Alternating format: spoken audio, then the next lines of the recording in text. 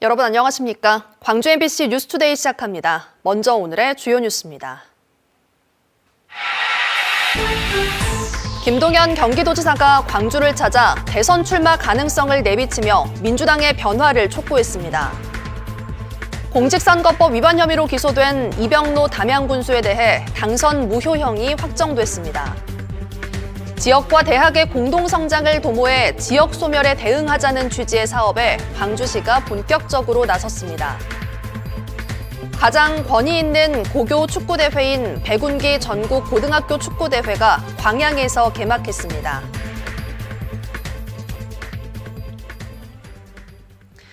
공직선거법 위반 혐의로 기소된 이병로 담양군수에 대해 당선 무효형이 확정됐습니다. 이에 따라 오는 4월 담양군수 재선거가 치러질 예정인데 10명 정도의 출마자들이 거론되고 있습니다. 대법원 판결을 앞둔 전남 다른 지역 단체장들도 촉각을 곤두세우고 있습니다. 보도에 김영창 기자입니다. 대법원이 공직선거법 위반 혐의를 받는 이병로 담양군수에 대해 당선 무효형을 확정했습니다. 이 군수는 2022년 지방선거 당시 선거 캠프 관계자 8명이 식사비 제공 등으로 경찰 조사를 받게 되자 변호사를 대리 선임해준 혐의로 기소됐습니다.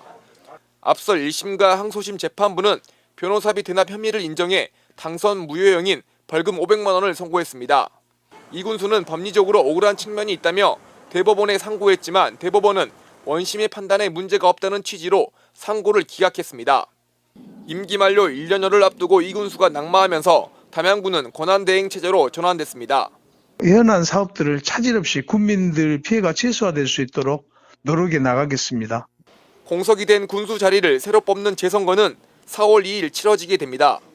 더불어민주당과 조국혁신당 등 10명 정도가 출마 채비를 서두르고 있습니다. 다만 대통령 탄핵 심판 결과에 따라 대선과 함께 재선거를 치를 가능성이 있어 선거 시기는 변동될 수 있습니다. 이 재보궐선거를 늦춘다라고 한다면 후보자들에 대한 유권자들의 이해를 넓힐 수 있는 기회가 더 많아지기 때문에 대법원 판결을 앞둔 전남 단체장들의 재보궐선거 여부에도 관심이 쏠립니다. 배우자가 선거법 위반으로 징역형의 집행유예를 선고받은 박홍률 목포시장과 공무원 채용 과정에서 압력을 행사한 혐의를 받는 박우량 신안군수는 대법원 판단을 기다리고 있습니다. 두 지자체장 모두 항소심이 그대로 인정될 경우 직위를 잃게 됩니다. 2022년 지방선거 이후 영광과 곡성에 이어 담양군수마저 선거법 위반으로 낙마하면서 지역민들의 정치적 박탈감은 커지고 있습니다. MBC 뉴스 김영창입니다. 이병로 담양군수가 대법원의 판결로 거리됨에 따라 담양군이 정광선 부군수 권한대행 체제로 전환했습니다. 담양군은 어제 보도자료를 내고 정광선 군수 권한대행이 긴급 간부회의를 소집해 흔들림 없는 군정을 위해 본연의 직분에 최선을 다해줄 것을 당부했다고 밝혔습니다. 담양군수 재보궐선거는 오는 4월 2일로 예정됐고 담양군은 새 군수 선출 전까지 정 권한대행이 군정을 이끕니다. 오늘 대체로 맑은 날씨가 이어지겠습니다. 하늘 모습 먼저 보시면 위성 영상상으로도 쾌청하게 드러난 하늘 모습 확인할 수 있습니다. 종일 고기압의 영향권에 들면서 맑은 날씨가 이어지겠지만 출근길 무렵에는 가시거리 1km 미만의 짙은 안개가 나타나는 곳이 있겠습니다. 교통안전에 주의하셔야겠습니다. 오늘 기온은 어제보다 높게 오르겠습니다. 아침 출근길 기온 영하 2도 안팎으로 어제와 비슷하게 시작한 가운데 한낮 기온은 영상 10도 안팎까지 오르면서 어제보다 3, 4도가량 높은 기온 예상되고요. 활동하기 무난하겠습니다. 오늘 늦은 밤부터는 날이 점차 흐려지겠고 주말 사이 비 소식 들어 있습니다. 기온은 오늘과 비슷한 가운데 평년보다 포근한 날씨는 지속되겠습니다. 날씨 정보였습니다. 최근 잠재적인 대선 주자인 야권 잠룡들이 잇따라 지역을 방문하고 있습니다. 어제는 김동연 지사가 광주를 찾아 대선 출마 가능성을 내비치며 민주당의 변화를 촉구했습니다. 조기 대선 가능성이 높아지면서 호남 민심을 얻기 위한 경쟁이 점차 뜨거워지고 있습니다. 김초롱 기자가 보도합니다. 김동연 경기도지사가 국립 5.18 민주묘지를 찾아 참배했습니다. 올해 들어서는 지난 1월 무안 방문에 이어 두 번째, 도지사직을 맡고서는 14번째 호남행입니다.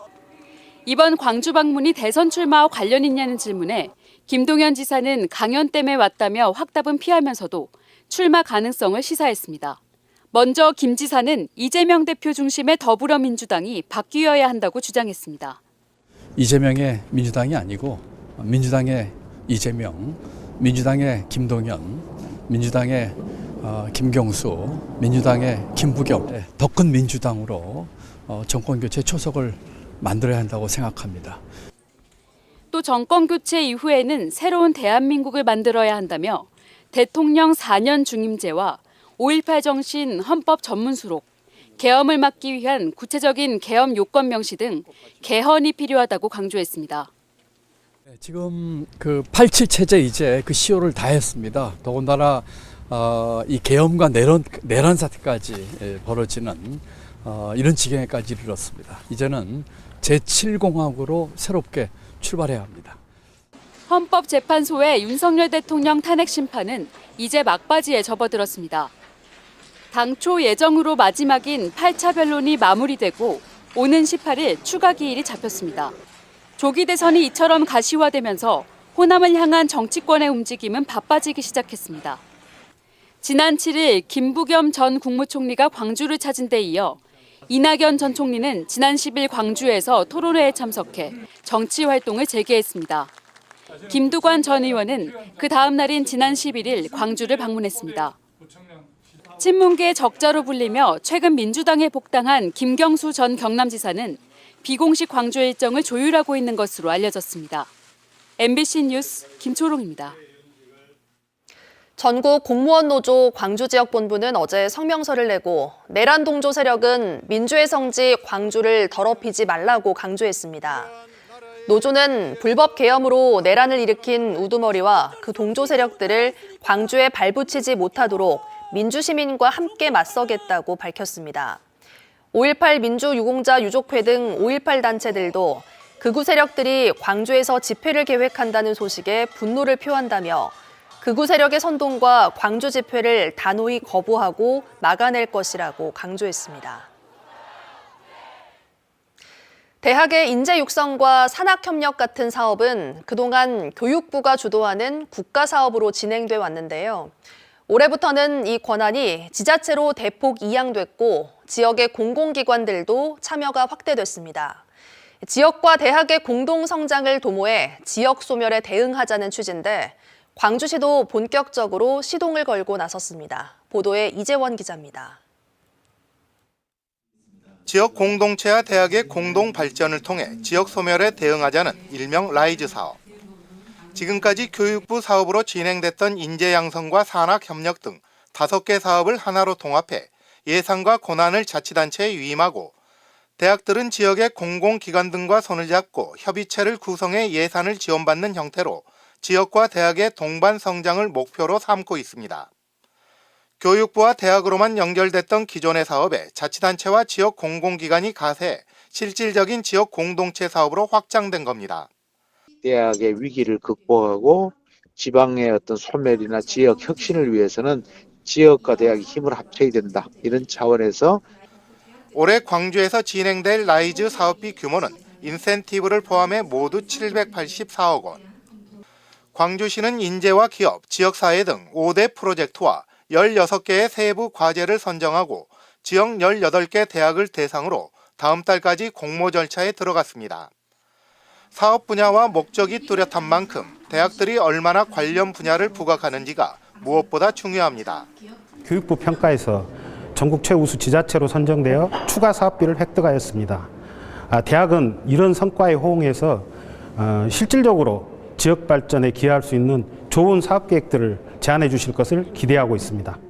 이와 함께 선정 과정에서 자치단체의 역점 사업을 끼워 맞춰 평가하기보다는 대학별 전문성을 반영하는 운영의 미도 요구됩니다.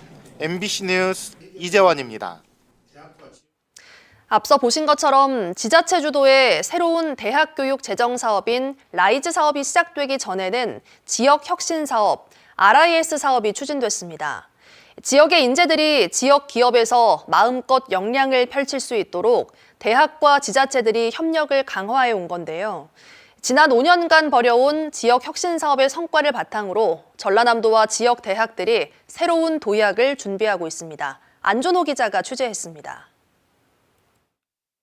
대학과 지자체, 지역 혁신 기관들이 플랫폼을 구축해 지역 혁신을 이루기 위한 RIS 사업. 인구 감소로 인한 대학의 위기와 지역 소멸 위기를 함께 극복하기 위해 지난 5년 동안 추진됐습니다. 광주 전남 지역 혁신 플랫폼은 지역의 미래 전략 산업과 광주 전남 15개 대학을 연계 지원하는 데 초점을 뒀습니다. 특히 이 사업은 우리 대학에 있는 교수들과 그리고 또 학생들이 많이 참여를 했습니다. 지역 산업체가 직접 대학에서 강의를 받거나 대학의 기술을 산업에 연계하는 등 다양한 협업이 이루어졌습니다. 이를 통해 에너지 신산업과 미래형 운송기기 등 핵심 분야에 5,000명이 넘는 인력을 양성하고 4,800여 명 학생들의 취창업 기반을 다졌습니다. 실제로 지난해 국립목포대 친환경 선박 제조 기술을 바탕으로 기업이 3,600억 원의 매출을 올리기도 했습니다. 이제 지역 대학이 지역에서 어떤 역할을 해야 되는가 합심을 해서 그런 어떤 좋은 그런 경험을 했다. 광주 전남에 있는 대학들이. 그래서 이런 경험과 지혜와 어떤 그 네트워크를 바탕으로 해서 지역 혁신 기관과 대학이 협력한 기술개발 연구 성과는 산업 현장에 적용되면서 각 120건이 넘는 특허 출원과 논문 발표, 500여 건의 비즈니스 솔루션 지원 등 지역 기업의 경쟁력을 강화시켰습니다. 앞으로는 RIS 사업의 성과를 바탕으로 지자체 주도의 새로운 대학 교육 재정 사업인 라이즈 사업이 시작됩니다. RIS 2로 아까 말씀드린 대로 통합돼서 발전되고 우리 전라남도가 이런 부분에 있어서는 각 대학들, 기업들과 함께 모든 상황들을 총괄해 가면서 전폭적으로 지원을 해야 되는 그런 체계로 바꿨습니다. 지역 소멸 위기의 해법으로 떠오른 라이즈 사업. 전남의 인재가 지역에서 꿈을 펼칠 수 있는 기회의 문이 열리고 있습니다. MBC 뉴스 안준호입니다. 5.18 진상규명조사위원회가 활동을 마치고 정부에 제시한 권고안의 이행 여부 관리를 행정안전부 과거사 관련 업무 지원단이 도맡아야 한다는 주장이 나왔습니다. 대정부 권고안 가운데 하나인 5.18 민주화운동 기념사업 기본법 제정을 위해 열린 토론회에서 박강배 5.18 기념재단 이사는 과거사 권고사항 처리 규정에 따라 5.18 또한 행안부가 소명의식을 갖고 관리해야 한다고 강조했습니다. 또 이 자리에서 송선태 전 5.18 조사위원장이 조사위가 생산한 자료를 국가기록관이 아닌 광주로 옮겨야 한다고 주장했습니다. 오늘 새벽 1시쯤 광주 광산구 송정 5일장에서 불이 나 50여 분 만에 꺼졌습니다. 이 불로 인명피해는 없었지만 불이 점포 곳곳으로 번지면서 소방당국이 관할 인력 전체를 동원하는 대응 1단계를 발령했고 점포 19곳이 불에 타는 등 큰 피해가 발생했습니다. 소방당국은 현재 정확한 원인을 조사 중입니다. 어제 오후 5시 40분쯤 광주 북구 독림동의 한 도로에서 SUV 차량과 택시가 충돌하면서 인근 버스 정류장을 덮쳤습니다. 이 사고로 정류장에 있던 시민 등 4명이 부상을 입어 병원으로 이송됐고 이 가운데 1명은 다리를 크게 다쳤지만 생명에는 지장이 없는 것으로 전해졌습니다. 경찰은 음주운전은 아닌 것으로 보고 운전자를 상대로 정확한 사고 경위 등을 조사 중입니다.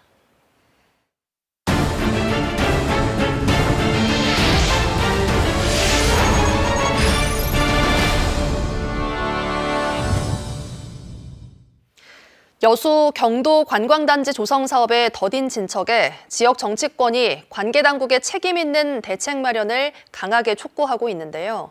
광양만권 경제자유구역청은 부동산 경기 침체 등 여러 악재 속에서도 당초 계획대로 2029년 완공을 위해 다각적인 방안들을 시도하고 있다고 주장했습니다. 김주희 기자가 보도합니다.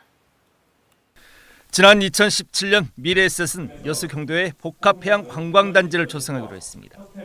오는 2029년까지 호텔과 리조트, 테마파크 등을 조성하는 데 1조 원의 사업비를 투자하기로 약속했습니다. 하지만 8년여가 지난 지금까지 경도해양관광단지 조성사업은 전체 31%, 진입도로 조성사업은 20% 공정률에 그치고 있습니다. 특히 연륙교를 포함한 진입도로 조성사업은 여수 세계 선박람회 개최 이전 완공조차 사실상 어려운 상황입니다. 지역 정치권 내에서 공사가 속도를 내지 못한 데 대해 강하게 대책을 촉구하는 이유입니다. 이로 인해 시민의 기대는 실망으로 변했고 지역 경제 활성화 역시 막대한 타격을 입고 있습니다. 광양문권 경제자유구역청은 그동안 코로나 팬데믹, 부동산 경기 침체 등 여러 악재가 겹치는 상황 속에서도 사업의 정상 추진을 위해 다양한 방안들을 시도해왔다는 입장입니다. 그러면서 조만간 가시적 성과로 이어질 수 있을 것으로 보인다고 밝혔습니다. 특히 오는 9월 경호초등학교가 이전 개교하면 세계적인 브랜드 호텔도 307실 규모로 내년 본격 착공한다고 덧붙였습니다. 메리어트 5성급 호텔을 이제 어떻게 보면 이제 이렇게 서울, 제주 외에도 여수에 오게끔 이제 이렇게 브랜드를 선정을 했습니다. 연륙교가 포함된 진입도로 공사도 시행사인 남양건설의 법정 관리와 공동 도급사인 금광기업의 지분 인수 과정에서 발생한 법적 분쟁 때문에 공사가 지연됐지만 다음 달 재개될 수 있다고 주장했습니다. 1월 17일 날 가처분에 대한 기각 결정으로 나서 금강건설에서 3월 초에 눈에 보이게 한다. 남양권 해양관광 중심도시 여수의 새로운 핵심 관광 콘텐츠로 기대를 모으고 있는 여수 경도해양관광단지. 지역사회 내에서 제기되고 있는 여러 가지 우려들을 극복해내고 다시 정상 추진될 수 있을지 주목됩니다. MBC 뉴스 김주희입니다. 올해로 26번째 열리는 백운기 전국 고등학교 축구대회가 어제 개막했습니다. 전국 단위 고교 축구로 가장 권위 있는 대회인데요. 역대 가장 많은 42개 팀이 광양을 찾아 전국 최강을 목표로 잔디 위를 누비고 있습니다. 유민호 기자의 보도입니다. 경기 시작을 알리는 심판 휘슬이 불리자 공을 향해 뛰는 선수들.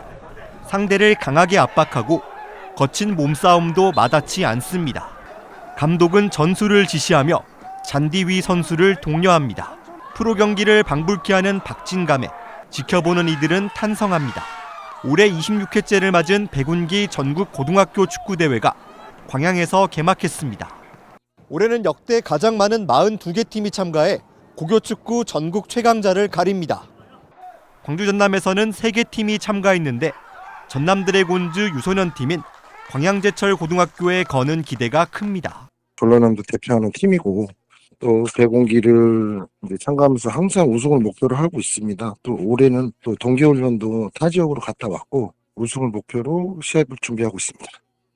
백운기는 해마다 가장 먼저 열리는 전국 단위 대회로 성적이 한 해 농사를 좌우할 수 있어 팀마다 더 신경 쓰고 있습니다.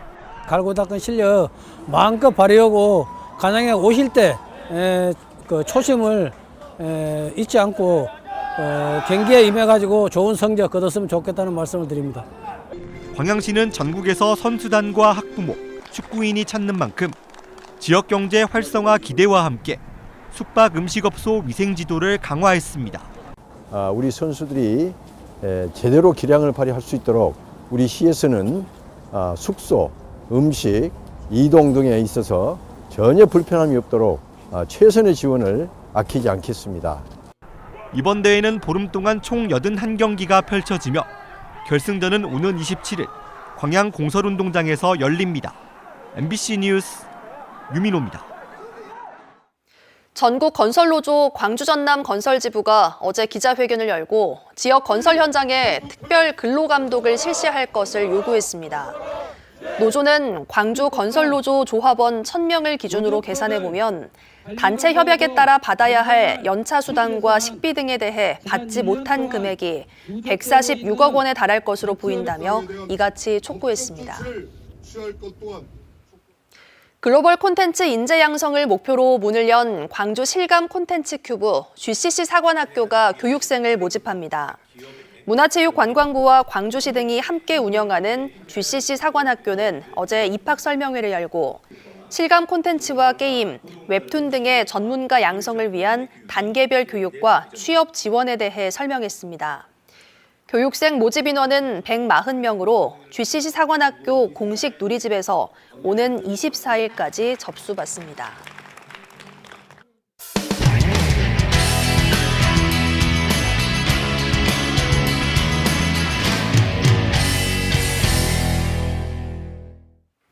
산불 위험과 환경 파괴 논란으로 운영이 중단됐던 제주 들불축제가 2년 만에 다시 열립니다. 하지만 올해는 블루키 대신 빛을 활용할 계획인데 지역 주민들의 반발이 만만치 않습니다. 제주문화방송 이소현 기자입니다. 환경 파괴 논란으로 운영이 중단됐다 2년 만에 다시 열리는 제주 들불축제. 제주시가 개최 지역 주민들에게 축제 계획을 처음 공개했습니다. 오름 블루키 대신 빛을 이용한 레이저쇼와 미디어 아트 등 디지털 기술을 활용한다는 계획입니다. 무대에 구성된 미디어 달집과 오름 전체 프로젝트 매핑과 레이저, 조명을 활용한 미디어 오름 블루키가 진행될 예정입니다. 하지만 주민들은 자신들의 의견이 묵살됐다며 이럴 거면 들불축제 대신 불꽃놀이로 이름을 바꾸라고 비판했습니다. 들불이라는 그 자체를 그걸 이제 빼는 게 좋겠습니다. 왜 그러냐면 들불을 왜곡시키는 것입니다. 들불이라는 것이. 들불은 실질적으로 불을 놓고 이제 그 병충해를 없애고 하는 그런 의미가 있는 건데 지방마다 이 정도의 아트쇼 다 해. 불꽃놀이 다 해. 이거는 아무데 가도 볼 수 있는 거. 또 탄소 중립을 위해 블루키를 폐지해놓고 화약을 이용해 불꽃쇼를 한다며 앞뒤가 안 맞는 모순이라고 비판했습니다. 그런 맥락이라면 친환경, 하늘을 나르는 항공기 비행기도 못 띄웁니다. 그렇게 잘 하시는 분들이. 제주시는 제주 들불축제가 새롭게 전환점을 맞는 첫 해인 만큼 앞으로 의견을 반영해 고쳐나가겠다며 주민들을 달랬지만 반발은 가라앉지 않았습니다.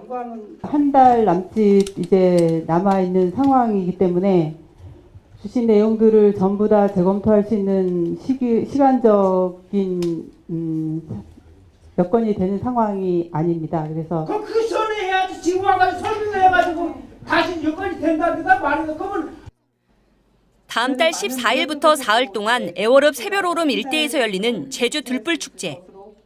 사라진 오름 블루키에 트랙터를 동원해 입구를 막겠다는 발언까지 나오면서 축제 준비에도 난항이 예상됩니다. MBC 뉴스 이소연입니다. 올해는 광주 충장축제가 오는 10월 15일부터 닷새간 열립니다. 광주 동구는 세계 양궁선수권대회 일정과 추석 연휴 등을 고려해 오는 10월 15일부터 19일까지 닷새간 축제를 연다고 밝혔습니다. 한강 작가의 소설 소년이 온다의 배경인 5.18 민주광장과 금남로 일대에서 축제가 열리는 만큼 해외 홍보도 강화할 계획이라고 강조했습니다.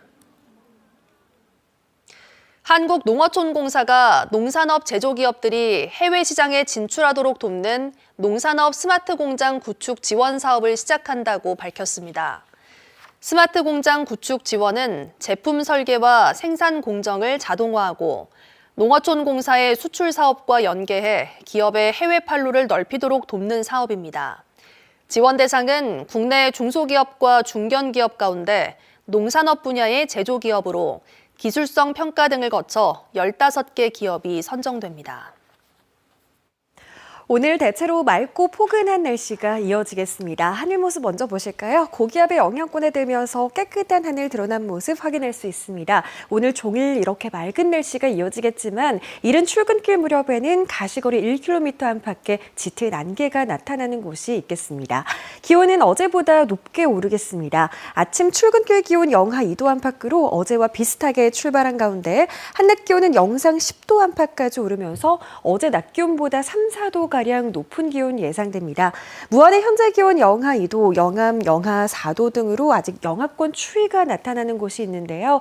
한낮 기온은 8도에서 11도 분포로 초봄처럼 포근한 날씨 예상됩니다. 한낮 기온 광양에서는 무려 12도 안팎까지 오르겠습니다. 그만큼 일교차는 크겠습니다. 바다의 물결은 전해상에서 최고 1.5m로 비교적 잔잔하게 일겠습니다. 오늘 늦은 밤부터 날이 점차 흐려지겠고요. 주말 사이에는 비가 지날 것으로 보입니다. 기온은 오늘과 비슷한 가운데 포근한 날씨는 지속되겠습니다. 날씨 정보였습니다. 이상으로 뉴스 마칩니다. 함께해 주신 여러분 고맙습니다.